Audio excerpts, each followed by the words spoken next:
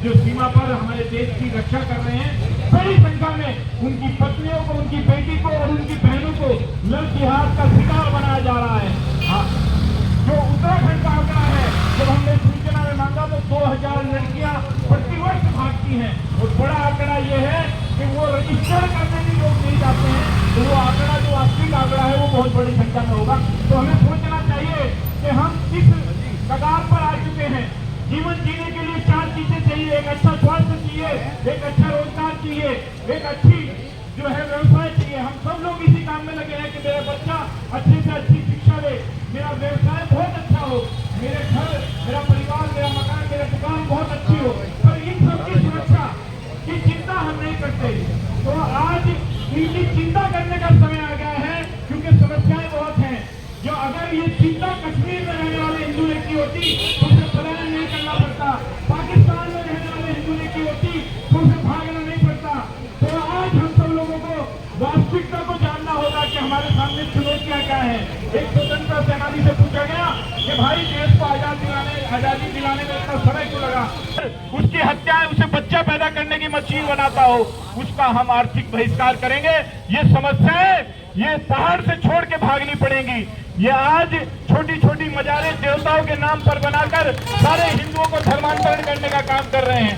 ईसाई मशीनरियां जो है बड़े षड्यंत्र के रूप में आर्थिक प्रलोभन देकर, छोटे छोटे हमें प्रलोभन देकर बड़ी संख्या में, पर हमें अपनी परंपराओं को, अपनी मान्यताओं को, अपने धर्म को रक्षा करने के लिए शस्त्र उठाना होगा।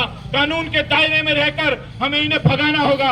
आज जो माहौल पूरे उत्तराखंड में पुरोला ने जो दिशा दी है, जो उत्तरकाशी ने हमें दिशा दी है, उस ध्वज को लेकर हमें पूरे उत्तराखंड में चलना होगा। पूरा उत्तराखंड खड़ा हुआ है इस आंधी को लेकर, जो घुसपैठिए हैं उनको लेकर। हम इस संकल्प के साथ कि हम अपना रोजगार खड़ा करेंगे। बजरंग दल उसके लिए कई ट्रेनिंग सेंटर खोलने वाला है। जिस भी युवा को उसके लिए ट्रेनिंग चाहिए हम देंगे।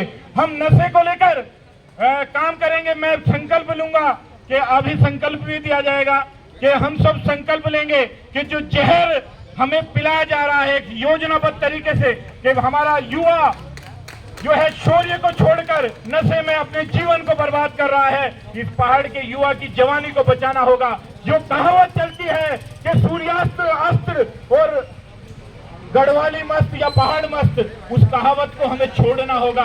आज बड़ी संख्या में युवा निकल के आए हैं जो पढ़ रहे हैं, जिसने अपनी काबिलियत से पूरे देश को चलाने की क्षमता दिखाई है। हमें भी उनके पद चिन्हों पर चल के इस संकल्प को दोहराते हुए कि मैं भारत माता की रक्षा के लिए, मैं देश धर्म की रक्षा के लिए किसी भी लड़ाई को लड़ूंगा और अपने इस पहाड़ के यौवन को उच्चतम ऊंचाइयों पर लेके जाऊंगा। मेरे आने वाली पीढ़ी मुझ पर गर्व करेगी। वो आज मुझे जो शर्म से देखती है, वो परिवर्तन करना होगा हमें पहाड़ को लेकर।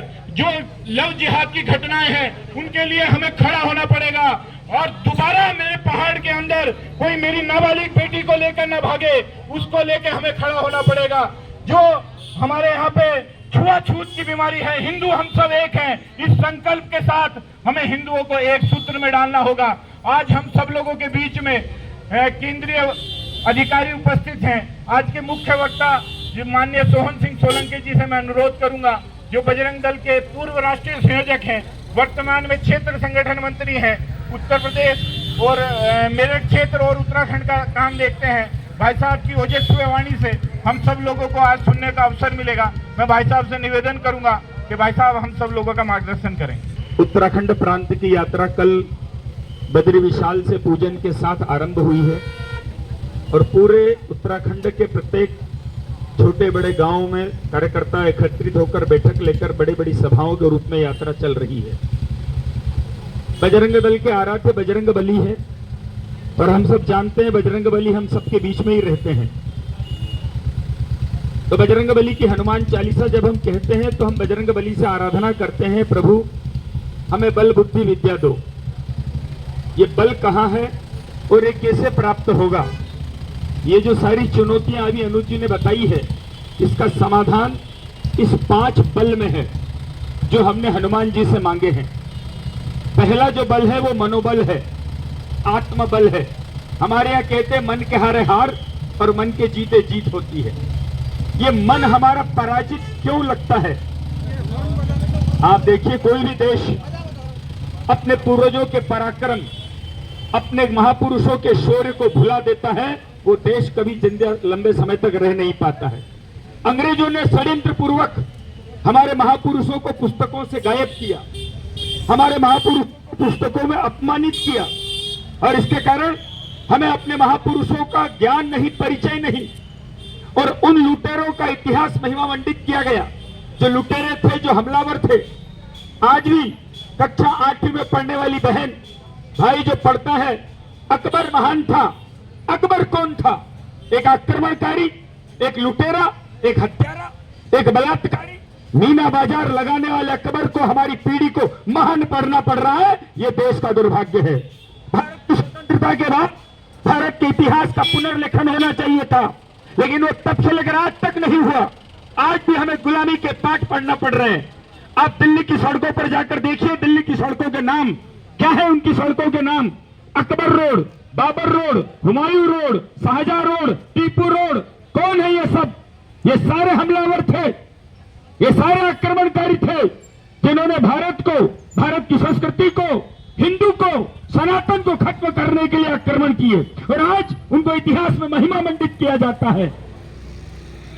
लेकिन हमें बताया नहीं गया, बप्पा रावल, जिनकी मार के कारण 300 साल इस्लामी हमलावर भारत में पैर नहीं रख सके, राजा सुहेलदेव, जिनकी मार के कारण 150 साल तक इस्लामी हमलावर भारत में नहीं आ सके, राजा मिहिर भोज, जिनके कारण 58 साल तक कोई इस्लामी हमलावर भारत में प्रवेश नहीं कर पाया, लेकिन उनके नाम इतिहास में नहीं है। राणा प्रताप, छत्रपति शिवाजी और गुरु गोविंद सिंह जी को इतिहास में पग पग पर अपमानित किया गया है। ये देश अकबर का नहीं है, बाबर का नहीं है, न औरंगजेब का और न औरंगजेब के बाप का है। ये देश छत्रपति शिवाजी का, गुरु गोविंद सिंह जी का और महाराणा प्रताप का ये देश है। और इसलिए बजरंग दल हमारे महापुरुषों के प्रति हिंदू युवाओं में गौरव का भाव जागृत हो। किनका रक्त हमारी धमनियों में दौड़ता है, हम किन की संतानें हैं। ये भारत की धरती, एक एक इंच जमीन हमारे पूर्वजों ने अपने रक्त से सींची है, तब जाकर हम हिंदू जिंदा बचे हैं, तब जाकर ये 4 धाम बचे हैं, तब जाकर ये 52 शक्तिपीठ बचे हैं, तब जाकर 12 ज्योतिर्लिंग बचे हैं। ऐसे ही थोड़ा ना भारत बचा है, कितना बलिदान दिया हमारे पूर्वजों ने। और इसलिए क्यों तोड़े गए मंदिर हमारे, क्यों तोड़े गए हिंदू के मंदिर? आज भी बगदाद के अंदर जाइए, वहां बगदाद में एक चौराहा है जिसको दिनारे हिंद चौराहा कहते हैं। क्यों है वो चौराहा? बगदाद से हमलावर लुटेरे हमला करते, मंदिर तोड़ते, संपत्ति लूट कर ले जाते और साथ में माता और बहनों का अपहरण करके ले जाते, और जिस चौराहे पर ले जाकर नीलाम करते उसका नाम आज भी दिनारे हिंद चौराहा है।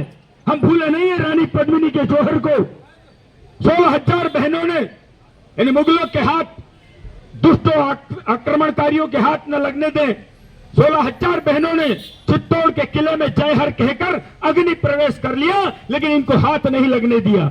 और ऐसा चित्तौड़ में 3-3 बार हमले ऐसे जौहर हुए हैं। कितनी बार भारत की धरती पर माता और बहनों ने अपना बलिदान दिया है, तब जाकर भारत जिंदा बचा हुआ है, तब जाकर हम हिंदू बचे हुए हैं। आज अयोध्या में राम जी का मंदिर प्राण प्रतिष्ठा होने वाली जनवरी में, हम सौभाग्यशाली हैं कि जिस दिन को देखने के लिए हमारे पूर्वजों ने बलिदान दिया, 77 लड़ाइयां लड़ी, लाखों बलिदान हुए। हर बार लड़ते समय बलिदान होते थे, कभी संतों के नेतृत्व में, कभी माता बहनों के नेतृत्व में, कभी राजाओं के नेतृत्व में। ये बाबरी ढांचा तोड़ेंगे, राम जी का मंदिर बनाएंगे, इस संकल्प के साथ लड़ते थे, नहीं तोड़ पाते थे, बलिदान होते थे। अपना शरीर छोड़ते समय विश्वास के साथ शरीर छोड़ते थे कि हम न सही, कोई पीढ़ी आएगी जो एक दिन इस बाबरी ढांचे को तोड़ेगी और राम जी का मंदिर बनाएगी। इस विश्वास के साथ वो प्राण छोड़ते थे।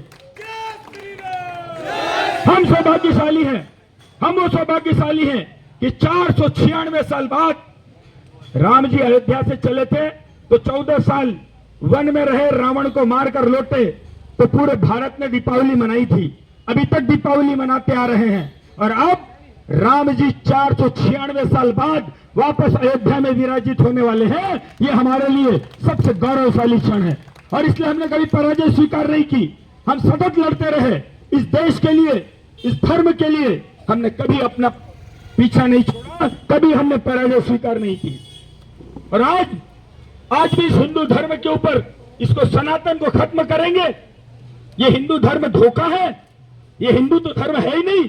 किस प्रकार की अनर्गल बातें बताई जा रही है। अरे सनातन को खत्म करने का सोचने वालों, हम कभी 30 करोड़ थे तब खत्म ना हुए, हम कभी अकेले थे तब ना खत्म हुए। आज हम 130 करोड़ हिंदू हैं, अब क्या खत्म होंगे? चट्टानों से टकराने वाले हम हिंदू हैं, और जो सनातन से टकराएगा मौत अपनी मरेगा। और विश्व गगन में भगवा लहराया था, ये फिर से लहराएगा। और इसलिए हिंदू युवाओं को आप देखिए कैसी फिल्में बनी। गुनाहों का देवता, देवताओं को अपमानित करने के लिए फिल्मों के नाम गुनाहों का देवता, हवस का पुजारी, पुजारियों को अपमानित करने के लिए हवस का पुजारी। गोरखनाथ जैसे गुरु गोरखनाथ ने पूरे भारत के अंदर धर्म की अलग जगाई, उनके अपमानित करने के लिए गोरख धंधा, कैसे कैसे फिल्में बनाई गई हिंदू धर्म और संस्कृति को नष्ट करने के लिए, कैसे धारावाहिक बनाए गए हिंदुओं के परिवारों को तोड़ने के लिए, कैसी कैसी वेब सीरीज चल रही है अभी, किस प्रकार अपमानित करने का षड्यंत्र इस संस्कृति को चलाया जा रहा है। और इसलिए हिंदू युवाओं से आह्वान है, ये बहुत हो गया हिंदू धर्म का अपमान, बहुत सह लिया हमने। अब ये देश का हिंदू युवा अपने संस्कृति, अपने महापुरुष और अपनी परंपराओं का अपमान किसी कीमत पर नहीं सहेगा। और जिसने ऐसा दुस्साहस किया उसको ऐसा सबक सिखाएगा कि वो तो क्या, उसकी आने वाली 7 पीढ़ियां भी याद रखेगी। ऐसा जवाब देने की तैयारी हिंदू युवाओं की चाहिए। और तीसरी जो बात है, हम कितना ही कर ले, एक हिंदू लड़का यदि कमजोर होगा शरीर से, यदि ताकतवर नहीं होगा तो इन आक्रमणकारियों का सामना नहीं कर पाएगा। यही तो चाहते हैं। नशा फैलाया क्यों जा रहा है? आप कल्पना करो, अभी 1 महीने पहले भारत सरकार ने 30,000 करोड़ का ड्रग नष्ट किया। कितना ड्रग पूरे देश के अंदर, और ज्यादातर ये हमारे नेपाल के रास्ते से भारत में आ रहा है। हम उसके शिकार।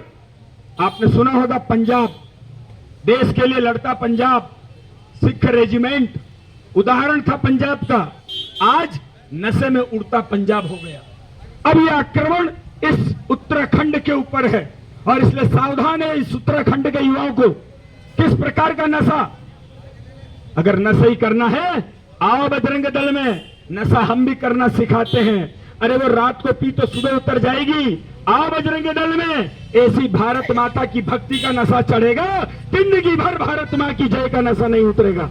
आओ तो सही, देखो तो सही क्या होता है देश, क्या होता है देश के लिए जीना। और इसलिए इन सबसे सजग रहना, सावधान रहना, सतर्क रहना बहुत जरूरी है। और दूसरी जो बात है, राम जी का मंदिर बने, राम जी का मंदिर बने।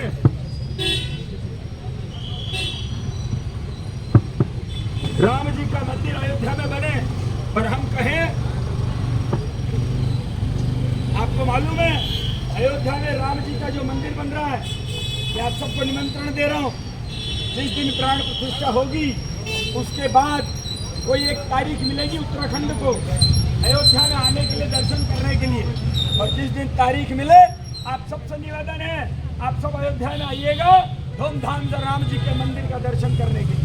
जो राम जी का मंदिर बन रहा है उसके आसपास जो परकोटा है, उस परकोटे में शबरी माता का भी मंदिर है, राज का मंदिर है, केवट का भी मंदिर है। राजा राम को भगवान राम किसने बनाया? कोई राजा साथ में नहीं था राम जी के, कोई नहीं था। साथ में कौन थे? यही थे जिन्होंने राजा राम को भगवान राम बनाया। और आज हम किसी को कहे तो अछूत है, ये अपमान राम जी का है, ये उसका अपमान नहीं है। ये अपमान उस भारत का है, ये अपमान उस देवता का है जिससे मिलने के लिए हम उसके भक्त को रोक रहे हैं। और इसलिए हमारे किसी धर्म ग्रंथों में, किसी संतों ने कभी नहीं कहा। विश्व हिंदू परिषद की स्थापना जिस दिन हुई, उसी दिन पहली बात कही, उसी दिन पहली बात थी, हिंदवा सोदरा सर्वे न हिंदू पतितो भवे। सारे हिंदू एक माँ की संतान है, कोई ऊंच नीच नहीं है, कोई छुआछूत नहीं है।